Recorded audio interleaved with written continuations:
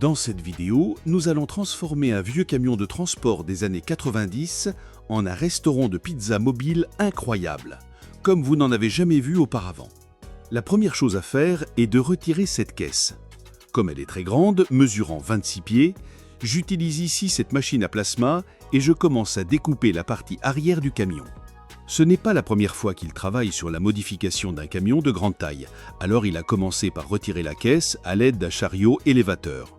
L'opération de retrait a été très simple. Il a placé quelques guides à l'avant pour s'assurer que la caisse ne tomberait pas du châssis, puis il a utilisé une chaîne attachée à la fourche pour la tirer vers l'arrière. Ces caisses sont très réputées pour être utilisées comme entrepôt, et c'est pourquoi, une fois la caisse retirée du camion, il a décidé de la mettre en vente sur Facebook. Elle s'est vendue en 12 jours pour 1 300 $. Avant d'installer le conteneur de transport, il fallait travailler sur la pâture du châssis et de la cabine. Il a commencé par nettoyer le camion à l'aide d'une brosse métallique spéciale conçue pour éliminer la poussière et la graisse. Ensuite, il a utilisé à nouveau la machine à plasma pour découper la partie arrière du camion, puis une ponceuse orbitale avec du papier abrasif grain 220 afin de révéler les défauts présents sur la surface. Du côté droit du camion, il était clair que le véhicule avait déjà eu un accident, ce qui avait provoqué certaines imperfections dans le métal et sur le châssis lui-même. Après avoir soudé cette partie, il a identifié tous les défauts visibles et pour cela, il a marqué les zones concernées avec des couleurs différentes afin de distinguer celles qui nécessitaient un apprêt de base de celles qui avaient besoin de mastic de finition. Pour l'apprêt, il a utilisé ce type de produit de très bonne qualité et en plus assez économique. Ensuite, il a commencé à appliquer le mastic de finition. Le type qu'il utilisait ici était le Dolphin Glaze, excellent pour combler les petits trous, qui séchaient rapidement et se ponçaient très facilement. Avant d'appliquer la couche finale de peinture, il a fallu poncer à nouveau toute la surface du camion, cette fois avec du papier abrasif grain 400, afin de lisser l'ensemble du véhicule. Ensuite, il a commencé à appliquer la peinture du châssis en utilisant le revêtement Root Black, l'un de ses préférés. Ces produits couvrent tout depuis l'acier brut jusqu'au métal légèrement rouillé et comme sa qualité est très élevée, il adhère parfaitement. Après avoir peint l'ensemble du châssis en noir satiné, il a appliqué une couche de la même couleur sur l'apprêt qui se trouvait sur les portières, puis il a peint les poignées de porte avec la même teinte. La couche finale, qui devait être appliquée ici, était un noir brillant et pour cela, il a utilisé ce pistolet à peinture muni d'une buse de 1,25 mm. À cette étape, il a dû relever un défi majeur.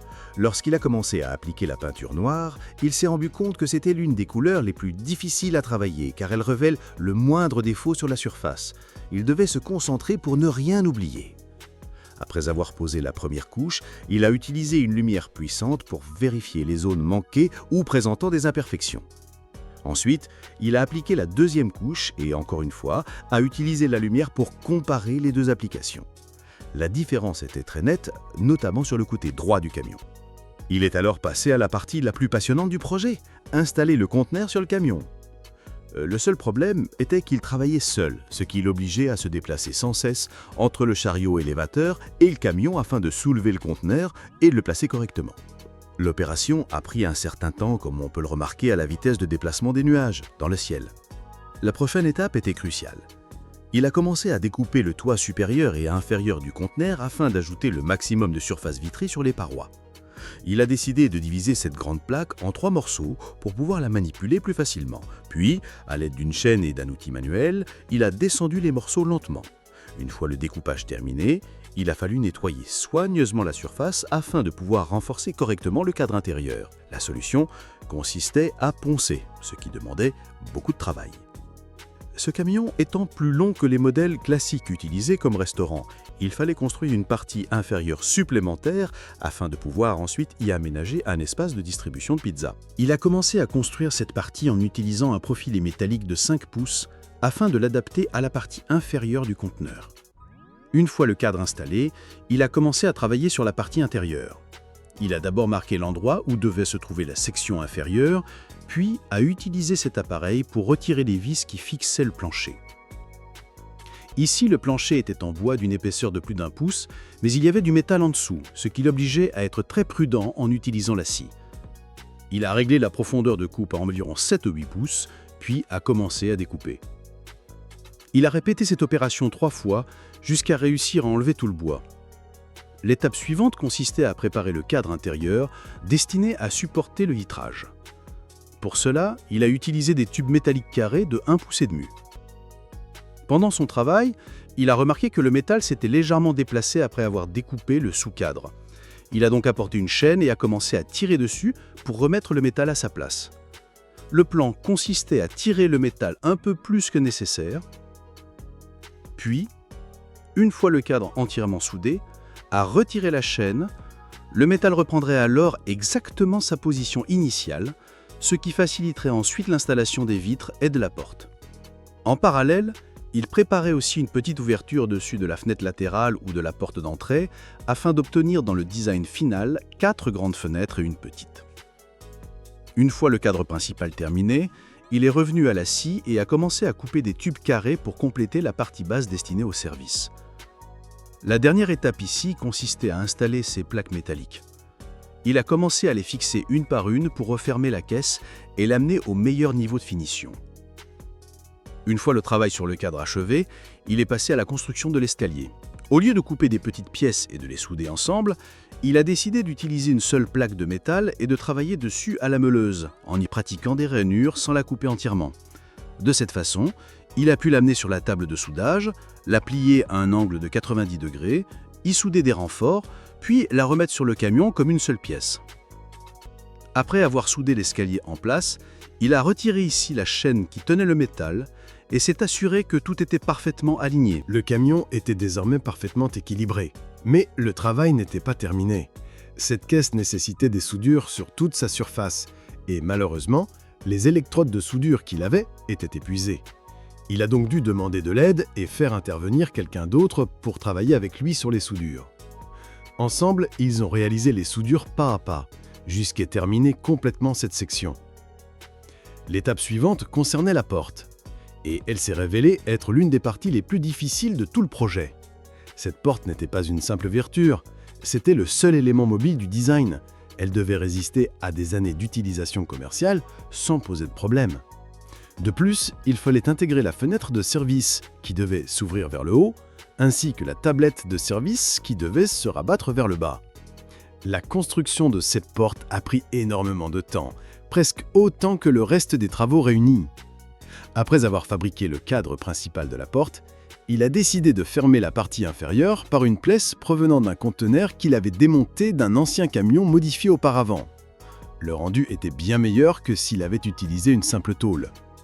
Mais c'est à ce moment-là qu'un problème est survenu, et vous l'avez peut-être remarqué. La porte, évidemment, devait avoir une poignée, mais il avait complètement oublié cette partie, ainsi que l'emplacement destiné à accueillir le verrou et la poignée. Évidemment, il a corrigé cette omission en fabriquant et en installant ces éléments, comme vous pouvez le voir. Concernant la fenêtre de service, elle devait être suffisamment fine pour s'intégrer dans la porte, suffisamment légère pour être manipulée par de simples vérins, mais aussi robuste pour supporter sans problème le travail intensif qu'il attendait.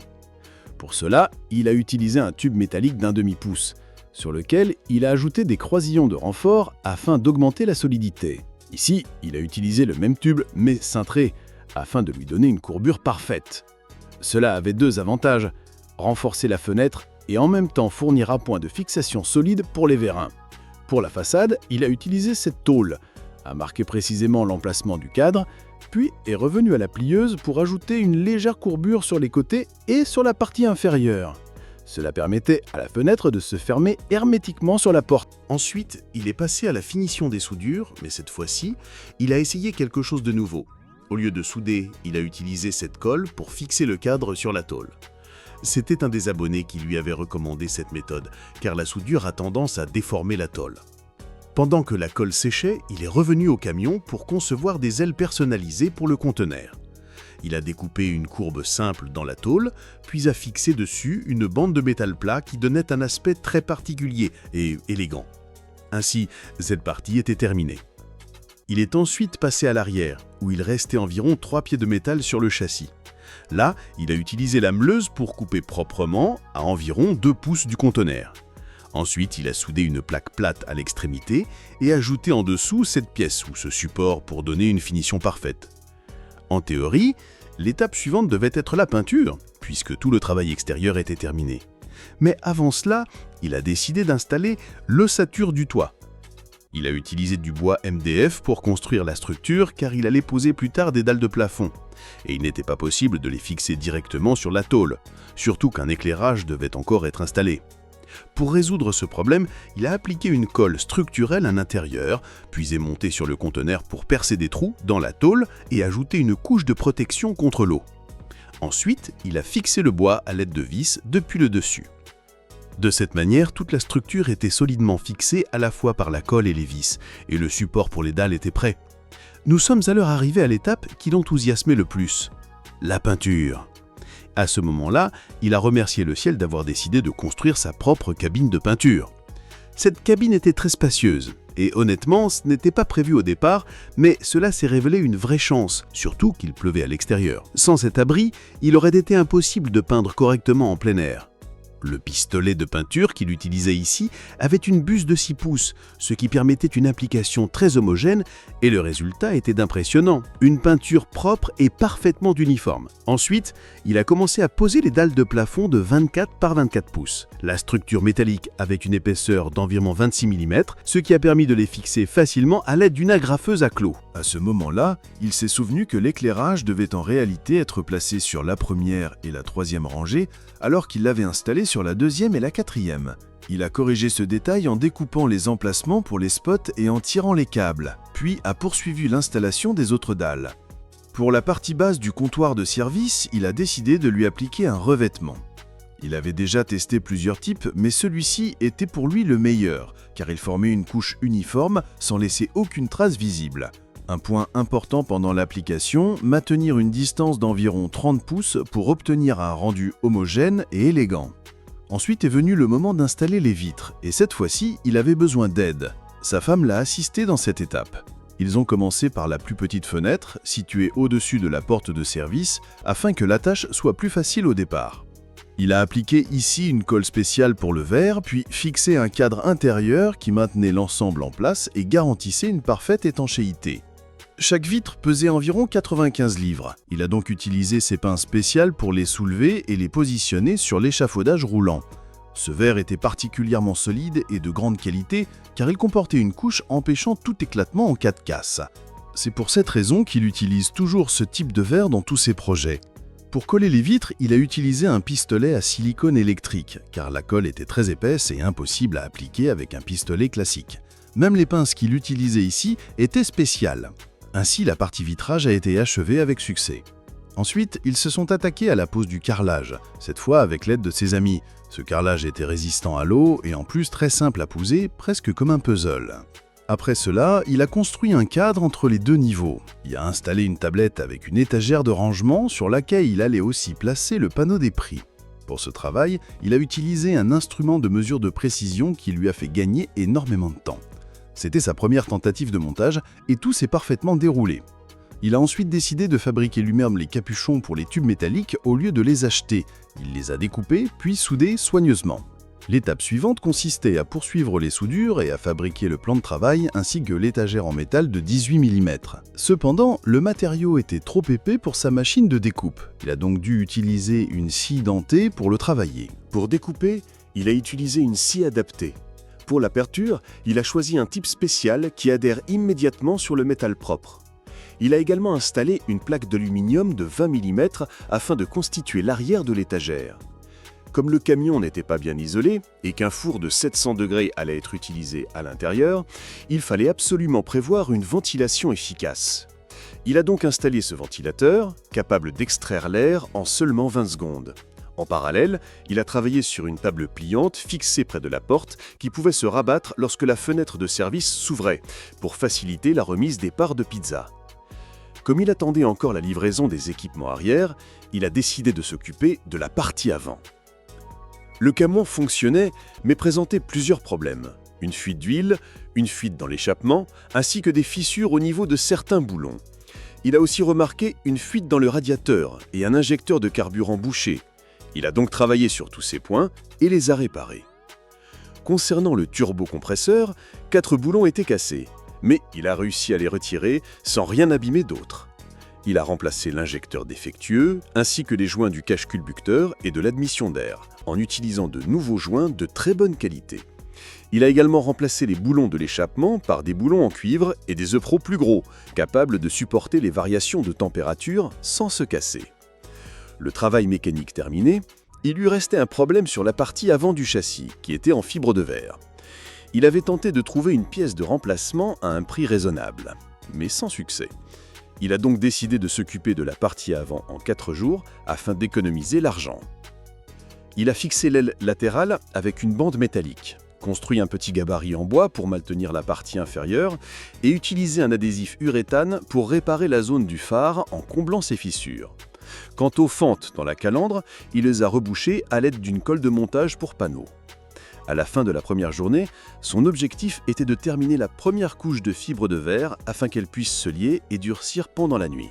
Le lendemain, la partie inférieure était en bon état, alors il a commencé à nettoyer la partie supérieure. Mais il avait déjà pris un peu de retard sur son planning. Il a dû travailler de nuit car il fallait absolument terminer les travaux de fibre de verre.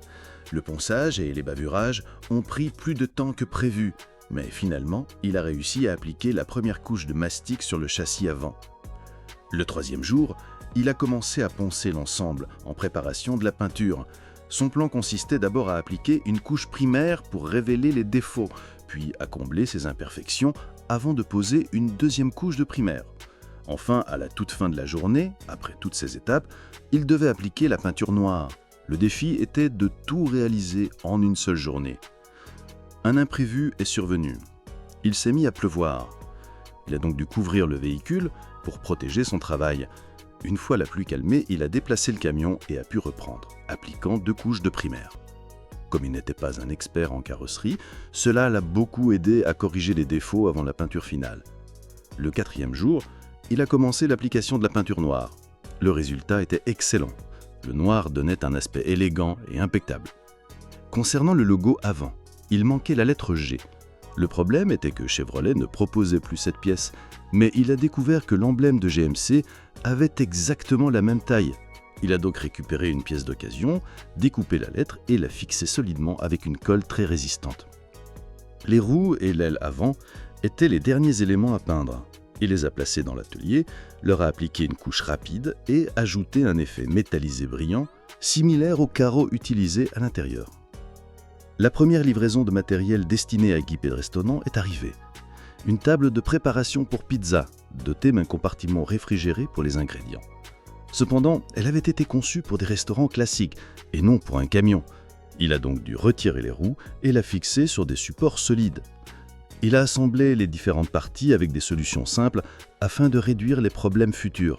Plus le design restait basique, plus il serait fiable à long terme. La table a été fixée au sol et au mur. Quant au camion, il fonctionnait pour l'instant à l'électricité de quai.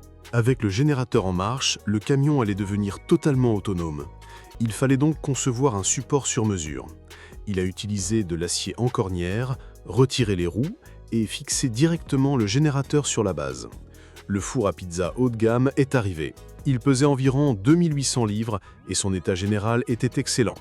Cependant, la façade avant était légèrement courbée sans qu'il sache pourquoi. Il a contacté l'entreprise qui lui a proposé d'envoyer une nouvelle pièce, mais cela allait prendre du temps. Il a donc décidé d'essayer de la réparer lui-même. Sous le four, il a construit un espace de rangement pour le bois en utilisant un treillis métallique afin de protéger la vitre. Le four reposait sur des tubes de 2,5 pouces. Il a percé et soudé correctement les 4 coins, puis ajouté une traverse de renfort en acier. La sortie de la cheminée était initialement à 45 degrés. Or, elle devait être verticale. Il a donc recoupé à 22,5 degrés et inversé la pièce, ce qui a parfaitement résolu le problème. Pour soulever le four, il a utilisé un ancien palan de 78 ans, déplaçant l'ensemble pas à pas vers le camion. Étant donné le poids énorme, il s'est assuré que la charge reposait bien sur les renforts métalliques et non seulement sur le bois. Il a ensuite monté la cheminée avec un produit d'étanchéité capable de résister à de très hautes températures. Malheureusement, la façade avant livrée n'était pas adaptée. Il a donc dû réinstaller l'ancienne après l'avoir réparée. La différence était minime et l'entreprise lui a finalement envoyé une pièce neuve par la suite. Comme le camion devait rouler souvent, il a modifié le design. Fixation de l'aluminium sur un cadre dédié plutôt que sur la fibre de verre, remplacement de l'isolant et ajout d'une nouvelle cheminée. Il a scellé toutes les ouvertures avec une bande métallique résistante à la chaleur. Enfin, il a installé une rigole pour éviter que l'eau ne laisse des traces sur la vitre. Après tout ce travail, le résultat final était prêt. Voyons l'intérieur. À l'avant, une fenêtre de service avec un petit comptoir. Le client s'y arrête, prend sa pizza et repart. À côté, une prise électrique équipée de 2 ports, un USB-C et un USB-A, ainsi qu'un interrupteur pour l'éclairage. Au-dessus de l'escalier, une table en inox avec plan de préparation et espace de rangement en dessous, complété par une surface supplémentaire avec une serrure spéciale. Dans un coin, un grand évier. L'emplacement pour le distributeur de soda et de boissons gazeuses était prévu, mais pas encore livré. Vient ensuite le magnifique four à bois, probablement l'endroit le plus propre du camion. Juste à côté, un ventilateur d'extraction et une prise électrique supplémentaire pour brancher un ventilateur de four si nécessaire. Cet espace accueillera aussi un réfrigérateur plus tard. Et voilà, le projet de transformation est terminé.